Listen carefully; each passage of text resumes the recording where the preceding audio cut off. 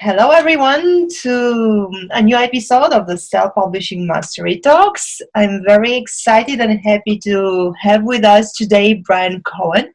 So, for those of you who don't know him, and I doubt that there are many of you who don't know Bryan Cohen, he's a podcaster, he's a speaker, he's a coach, he's a co-host of the popular podcast Sell More Books Show, and he's an author of over 30 books, among which 1,000 creative writing prompts and TED Save the World book series. So welcome, Bryan. It's great to have you. Thank you for having me, AG. Very happy to be here. I was wondering, because you're an author too, so you write fiction and nonfiction, and what did you say that are the top three book-selling tips that work for you in fiction and then in nonfiction? Sure. Well, I think you have to really think about the order in which you do things, because there are tons of tips out there, a lot of which have worked for at least one person. Now, things don't always work as well for the second person who tries something normally, but you need to think, what's the order that you're trying to plan out your career in. And something I've been thinking about a lot with it's really fiction or nonfiction is, before you get into all the marketing mumbo jumbo and you throw down money on some kind of ad and do something, you need books. And not just book. You need books. You need multiple books. You need to be to the point where you aren't just a guy or a girl out with 2 books, 3 books. You can have 2 or 3 books, but you need to also know, I'm going to finish the 3rd book in 3 months. I'm going to finish the 4th book 3 months after that. I'm going to finish the 5th book 3 months after that, or 2 months, or 1 month, or however often you decide to write. So I think my first tip is really get your production down first. Figure out exactly when you are going to be scheduling these in, because if you spend lots of time on marketing, it may take away from the amount of time you have to write. So get the writing figured out first so that you are doing marketing in addition to the writing. So that's tip 1. I would say tip 2 is just don't forget the people who have already bought your books. Don't forget. There are so many tips now on building your email list. There's ads you can use. There's services you can use. There's all sorts of stuff. You can give away freebies on InstaFreebie. So many ways to build your list. But if you have 15 to 20 people on your list, which is not a lot, but it's a start, have you connected with those people? Have you talked to them? Have you found out what they like about your books? And if you don't set up something, whether it be automated emails when someone joins your email list, or just an occasional time frame you set every couple of weeks to go back and reach out to these people. If you don't have that set up to begin with, you have no business building an email list, trying to find new people, because if you don't know how you're going to connect with the people when they get on, then you're just throwing money down the drain, basically. And I would say the 3rd tip. So 2nd tip, engage with your people, no matter how many there are.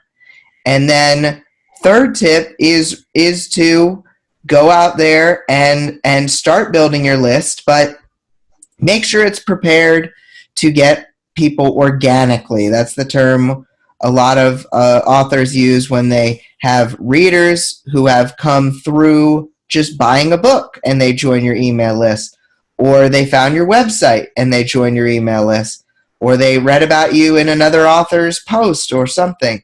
Those are organic. Now, trying to do every trick in the book to get your first 1,000 or 10,000 people, it's not going to matter if you don't have some organic people. If every single person on your list is someone who came in through a freebie website or an ad, well, you need a mix. You need to get those organic people. So make sure your books are set up in a way that people who buy your book can go and find you afterwards. So links to your email list in the back, all of that. And one of the best ways to organically get people onto your list is to write more books. So it goes back to tip 1. Have more books out, have more opportunities for people to find you, and then you are going to be in better shape. Yeah, so write books, but not just write books, write great books. Of course. And get better as you go. Keep learning, keep growing to write those additional books. I remember this summer at the Greater Los Angeles Writers Conference, Nora Flight, who is one of the most successful romance authors in Southern California, she said, if you want to make a living as a self-published author, you need to put out at least 3 books per year, or even 4. I totally agree with that. And I know people who are doing, I was just talking to a guy who he had yet to publish a book in mid 2016. Released 3 books, did a ton of research to know that his books were going to be good and they were going to be well received. Started writing his books, and now he puts out a book every 6 weeks, and he's earning 5 figures a month. Wow. And he started a year and a half ago. Wow. So it's never too late, but he did the work, and he is now producing, if it's every 6 weeks, that's at least 8 books a year. How about you? How do you do it? Because you're a writer. I know that also you're doing your comedy stuff as well, and then you're doing the podcast, and then you're helping authors. So how do you juggle with all these different activities you have? Now, let's not forget, I'm also a dad. My daughter just turned a year old, so I know a lot of people out there. And this was when I wasn't a dad. I couldn't really speak to that because there's so many authors who are parents out there. So just throwing that out there that I'm in the boat too. So there are lots of things going on in my life. There's always a sacrifice that has to be made when you're doing. I remember reading this in Shonda Rhimes, the creator of Grey's Anatomy, her book Year of Yes. If you Shonda Rhimes, I think I said Grimes, whatever. But she said when you're doing one thing really well, you are not doing another thing well. And that's something you have to sacrifice. Balance is something that's talked about a lot, but most of the successful authors I know are not balanced. They are sometimes working 6-7 days a week. I am not anymore. I've tried to scale back on my weekend things, but I also pay an assistant 15 to 20 hours a week at this point. I also have people to help with the book description business. And so you can always, even if it's not paid help like I didn't have enough money for paid help several years ago. It's okay to ask for help. It's okay to get help from others if you're struggling with something, doing some kind of trade. I know a while back I did a trade with a friend who I wrote her book descriptions, and she edited my books. That doesn't mean it's an offer that everyone can do that with me, so I don't want to get 20 requests saying like, "Oh, I'll edit your book, write my book descriptions." But anymore. Yeah. But you can trade. You can do bartering with others to help with the time.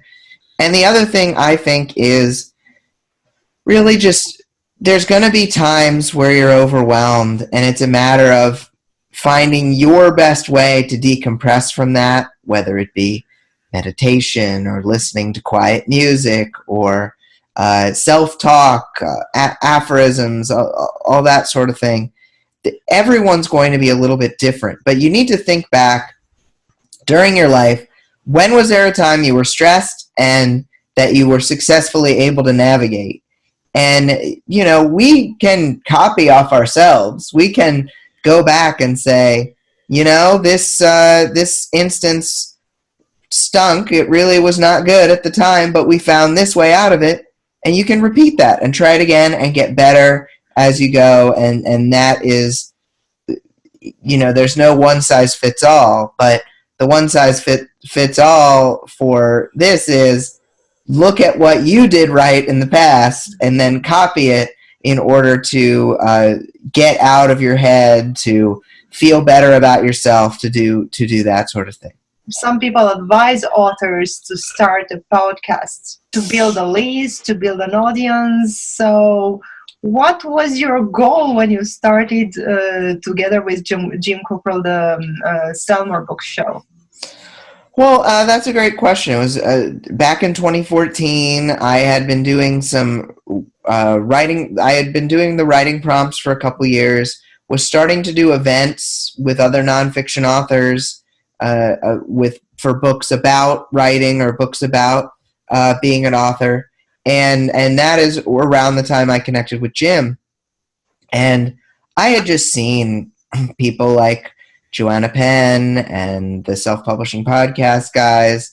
They've made such great connections through podcasting. And I'm a former actor, improviser. I definitely like being in front of a microphone, in front of a camera.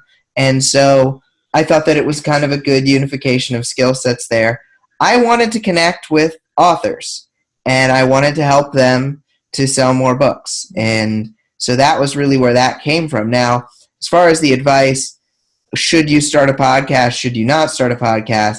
Nonfiction, I'd say it's a pretty good idea, especially if you are good in front of a microphone, if you like interviewing people, and you could see it having some kind of benefit for your career.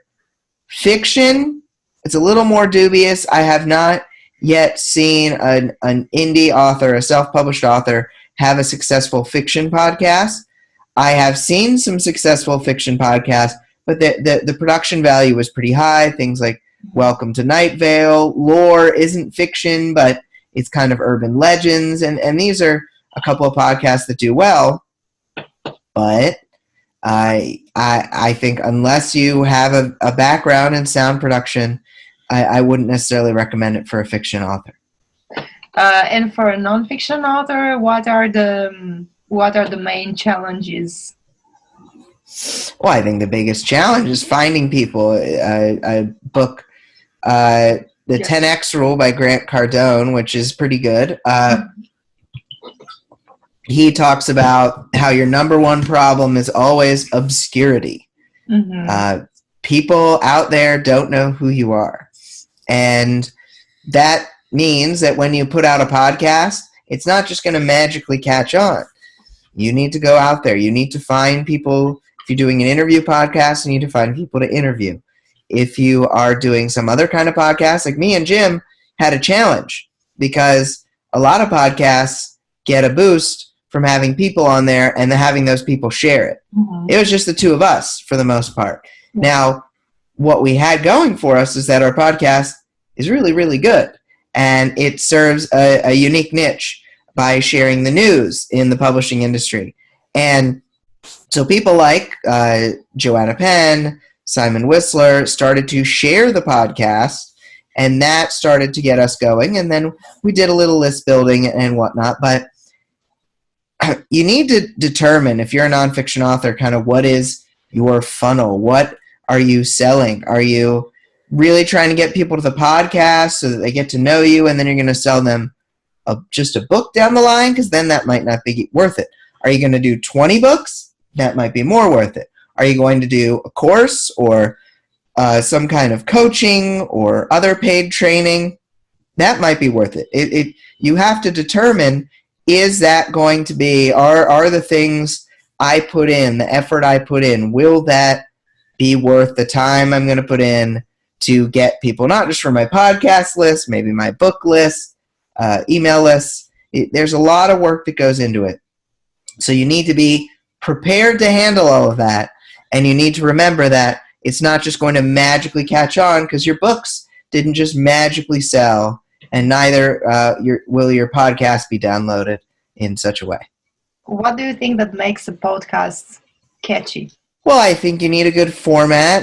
The interview's been done a million times, and then someone like John Lee Dumas comes along and does an interview every day for now over 1,000 consecutive days, 2,000, however many, because he does his 7 days a week. That was his big. That was his big differentiator. You hear people who've been in it for a while, like Joanna Penn, still kind of doing the same sort of show with some tweaks. But if you're new and you just try to do the same show as her, you don't necessarily have the hook. So you need to figure out, well, am I going to get the most amazing guests? Am I going to have this great repartee with my co-hosts? What is it going to be? You need to determine that ahead of time, and that is going to you may test something and it may not work.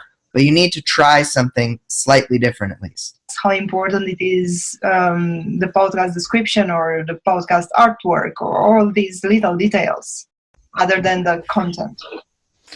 It's good to get them right. It's good to research what everyone else is doing and kind of try to make sure you're kind of podcasting to market, that you're getting the right kind of podcast for your type of audience. But at first, just get it up there. Don't worry too much about the description. Okay. Write it as best you can, and start producing content, because you're not going to know necessarily until 6 months or 12 months in if it's even successful. So you might as well just go for it and see what happens. So when did you know with yours? We knew when our numbers started to go up a little bit. We started to see it go from 500 downloads an episode to 1,000 to 2,000. Obviously, that was an indicator. But I think the positive reviews, I think a lot of people talking about it, even beyond reviews, sharing it with their friends, and seeing people comment on the show episodes, seeing them comment on our website made us know, all right, we've got something going here, something that people are willing to spend their time and come over to our website. That definitely means that we have diehards. And if you have diehards of anything, that definitely means you can get more. So it happened before 6 months? It happened, before... Before the 6 month mile? No, not necessarily. I wouldn't say that, but I would say after a year we were starting to find our groove. So 6 months to a year is probably your minimum, and so you should absolutely plan for that. Yeah, I remember I worked with someone in Dublin for their organization podcast, and after 3 months he decided to cut it off. But it was way too soon to see results, and it was a good one. Anyway. Yeah. I know that you are. You and Joanna Penn, you have supporters on Patreon, but I think they shouldn't expect to get support on Patreon after the first 3 episodes. Absolutely not. It's gonna take time. People need to trust you, and 3 months worth of episodes definitely isn't enough. I'm a fan of your podcast, and I can testify. I can Thank you. Say that. So, Sell More Books Show, go on iTunes. You will find it there, Stitcher too, and then if you just Google it, then you're going to get to their amazing website, and there you've got more information and more perks and more free PDFs that will provide you with useful information. You are kind of a wizard of book descriptions. You've been so many authors with that. So, and still some people can get it right. So people can write a great book, but when it comes to book description, that's a different story. Yeah, it's a different set of skills. It is the copywriter mindset of trying to make sure every word has impact, which of course you try to do for an entire book, but it's impossible to go through 60, 80,000 words and spend the time necessary to make sure every single word is doing what you want it to do. You could do that. It would take a long time. But with a 200 to 300 word book description, it's every word has impact. the way you phrase things, the way you take readers through your story, or if nonfiction through the solution to their problem, everything you do in that can have an impact. And if you just throw something together and fling it up there, it could be one of the reasons you're not having results if you're not finding success. So could you give us some basic rules of a great book description? Sure. So I think for a fiction book description, it starts with a really strong hook. We have seen so many great examples of amazing hooks. I've been fortunate to be able to write some with my staff, but one of the best ones is the famous Adam Croft hook from his book, from his thriller book, Would You Murder Your Wife to Save Your Daughter? It's scary and it's short and it gets people to keep reading, and that's really what you want the hook to do. Continuing with fiction, I like to make my descriptions about the character. I think most people tend to care more about what a character's doing versus a plot. And if you have a really complex plot, people aren't going to care about that as much in the description unless you already establish a character and there's someone that they can relate to, that they can enjoy. And then I like to make sure there's a call to action at the end. For those not familiar with copywriting and sales pages, a call to action basically tells your reader what to do. And you're going to tell them to go buy the book when you've finished kind of doing a synopsis of your book in the description. And that's for both fiction and nonfiction. I will say one more thing about nonfiction. When you are hooking people, it's about solving a problem. So I like to have a question, that problem in the form of a question, like, are you drowning in debt? And then the solution, you phrase your book as the solution. Discover a system to get your credit cards down to zero. So you have a problem followed by a solution, and then readers are willing to continue reading the description, or they may just say, oh, that sounds good. And this is particularly true with nonfiction readers because they like to download every book on a certain topic, especially if it's affordable. They'll just click, they'll buy it, and they'll check it out at some point. Hopefully yours rises to the top of the half dozen nonfiction books they just bought on that subject. Yeah, and hopefully then they will write a good review. Yes, that is of course the hope, and that really does tie into the description, because you want your description to accurately describe your book. Right. And if it doesn't, you describe your romantic thriller, which is really very heavy thriller. You describe it as a romance with a couple of thrills. People will read it and say, I was expecting more romance. 2-star, 1-star. So you have to accurately describe your book for the genre it is, what type of book it is, and what they're going to find inside. Is there a way in which we authors can persuade or entice or make people who buy our books to actually write a review about our book? Well, one of the best things I've seen is really just making sure you mention that in the back of the book, so that those who get there, they will click and potentially do it. But I am all about getting readers onto my advanced review team, my street team, whatever you would call it. And then I encourage people who maybe have bought the book, but maybe also those who just said, I don't really have the money for this, but I want to help. And those are the people you get on your street team and ask them to go leave a review. Give them a couple weeks before the book is launched so they can read it, which means you need to have it ready a few weeks before the launch. Yeah. And then you ask them. Asking is very important. You're not going to get things more often than not if you don't ask for them. 2017 is almost over. What do you think were the major trends in 2017, and what do you see coming up next year in self-publishing? One trend was that a lot of people were not happy with Amazon because Amazon's KDP Select program, which allows you to have a book in Kindle Unlimited and gives you a few other promotional tools, well, the payments went down.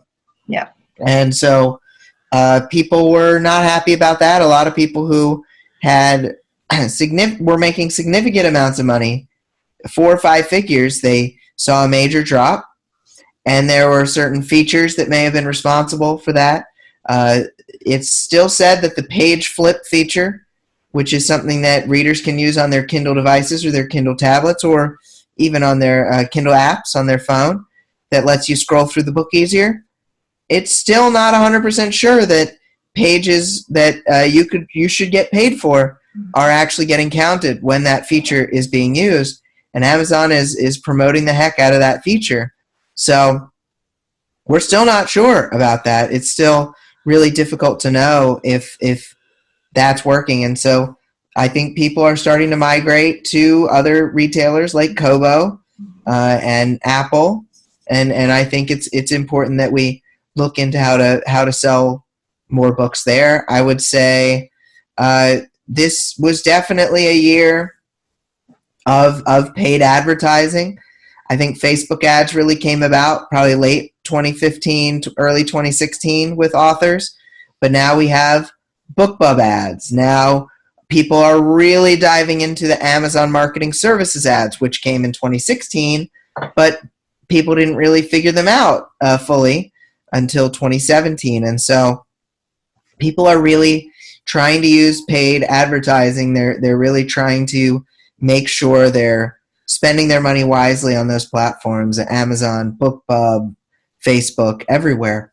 And the last thing I'll say is I think we're starting to see, and people are starting to realize, this kind of goes back to what I said earlier, people are realizing that just because you have cobbled together a list of 10,000 readers does not mean they are your fans. You need to make sure that the second people get on your list, you're engaging with them. I talked to an author not too long ago. She built a list of over 10,000, I think maybe even closer to 20,000 people, and her sales were starting to drop. And I asked her, well, do you have emails set up automatically to go out to these readers when they come on your list? And she said no. So she built the huge list, but was not ready for it. So I think whether or not this is a trend, I think people are figuring out that a big list on its own is not enough. Right. And I hope that they figure out that engagement with their readers is the answer. So thank you for taking the time to talk to us today. It's been a pleasure. So people can go to your website to connect with you. You can find out about everything at bryancohen.com. That's Bryan with a Y. That'll have links to the podcast, links to my book description business, Best Page Forward, links to some of the free training I'm doing at Selling for Authors. If you go to bryancohen.com, you will see all of it, and you can decide which path to take. Yeah, and don't forget to listen to Sell More Books show every week, right? Every Wednesday morning. If you want to find out what's happening in the publishing world, we're the ones to tell you. Okay, great. Thank you so much, Bryan Cohen. Thank you, AG.